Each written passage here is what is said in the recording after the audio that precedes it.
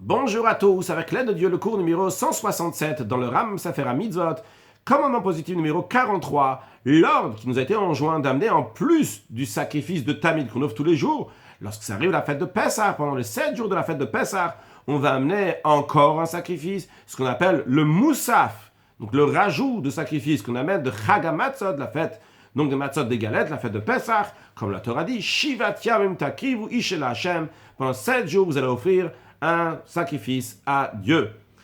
Commandement positif numéro 44, ce qui concerne la mincha, l'oblation du Homer. Le Homer, c'est une mesure, 1 kilo et quelques, 1 kilo et demi on va dire, d'orge, c'est la mitzvah donc qui a été donnée de prendre donc ce Homer d'orge, ce kilo et demi d'orge, et de l'offrir en sacrifice dans le temple le 16e jour du mois de Nissan, c'est-à-dire le 2e jour de Pessah, et avec cet orge-là, on va amener aussi un agneau qui est dans sa première année en tant qu'holocauste. Comme la Torah dit, vous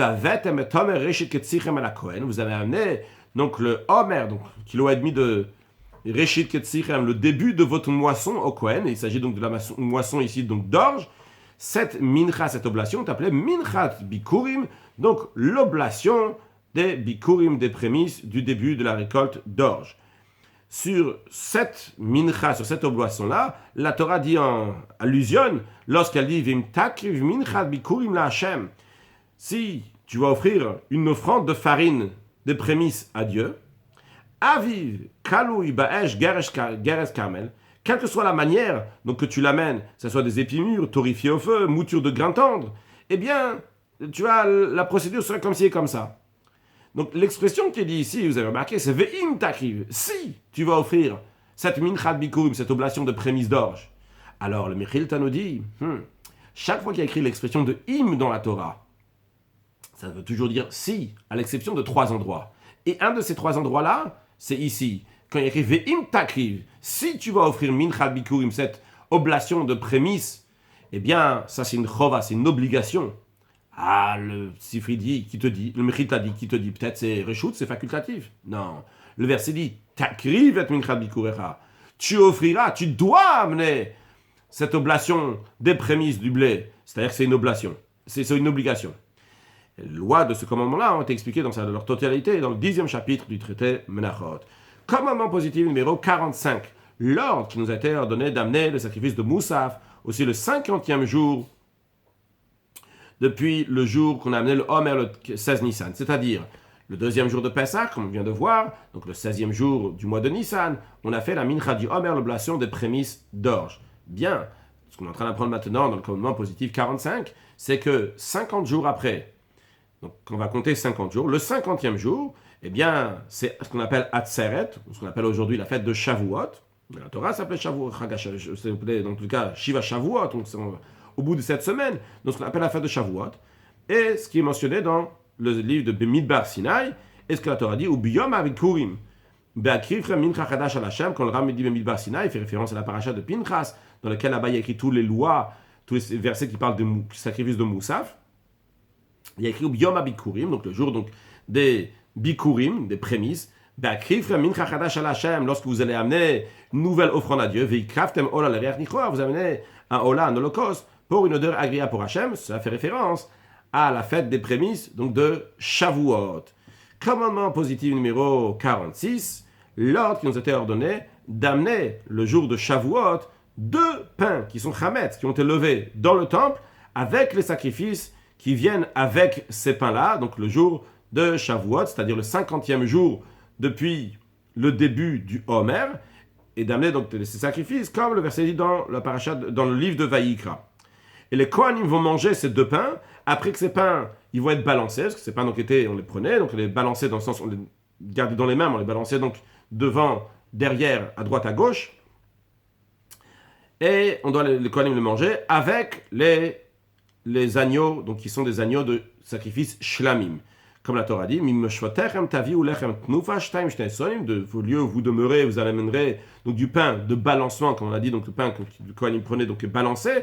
Donc il y en aura 2 pains, shnei esronim, c'est 2 dixièmes de efa, c'est ce qu'on appelle isaron au singulier, des esronim. c'était expliqué à la fin, dans le 4e chapitre de Menachot, que ce sacrifice-là qui vient avec le pain, c'est en plus du sacrifice qui vient pour le jour. On a pris avant, dans le commandement positif numéro 45, qu'il y a le sacrifice de Moussaf qui vient le jour de Shavuot. Eh bien, ce qu'on est en train d'apprendre maintenant, ces agneaux-là, c'est en plus du sacrifice de Moussaf, qui est à la fête de Shavuot. Et ils sont différents l'un de l'autre. Ces lois-là, le Ram dit, on les a expliquées longuement dans le traité Menachot. Le Ram fait référence à son explication donc, sur les Mishnayot du traité Menachot, dans le chapitre 4, Mishnah 2. Et toutes les lois de ce commandement-là ont été expliquées dans le 4e, 5e et 8e et 11e chapitre du traité Menachot. Commandement positif numéro 47. L'ordre qui nous a été enjoint d'amener encore un sacrifice, donc un sacrifice de Moussaf, le premier jour du mois de Tishri, c'est-à-dire Rosh Hashanah. C'est le Moussaf de Rosh Hashanah, c'est-à-dire en autre mot, le jour de Rosh Hashanah, il y a le sacrifice qu'on amène tous les jours de l'année, ce qui s'appelle le sacrifice de Tamid, qui est toujours là. En plus de ça, il y a le sacrifice de Rosh Chodesh, qu'on amène tous les premiers jours du mois. Et ça, c'est le premier jour du mois de Tishri. Mais en plus de ça, à Rosh Hashanah, il y a aussi un sacrifice de Moussaf. Encore un sacrifice, comme la Torah dit, que le premier jour du 7e mois, donc Rosh Hashanah, vous allez faire un holocauste pour une odeur agréable pour Hachem. Commandement positif numéro 48, l'ordre qui nous était enjoint d'amener encore un sacrifice, donc le sacrifice de Moussaf du 10e jour du mois de Tishri, c'est-à-dire celui du jour de Kippour, comme la Torah dit, le 10e jour du 7e mois, c'est-à-dire donc le jour de Kippour, vous allez amener un holocauste pour une odeur agréable pour Hachem. Commandement positif numéro 50, l'ordre qui nous était enjoint d'amener encore un sacrifice, c'est-à-dire le sacrifice de Moussaf, lors des jours de la fête de Sukkot, comme la Torah dit, vous allez amener un holocauste, une odeur agréable pour Hachem, et c'est ce qu'on appelle le Moussaf de la fête de Sukkot.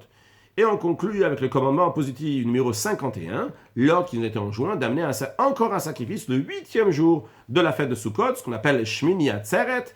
Ça, c'est le Moussaf, le sacrifice qu'on rajoute à Shmini Atzeret.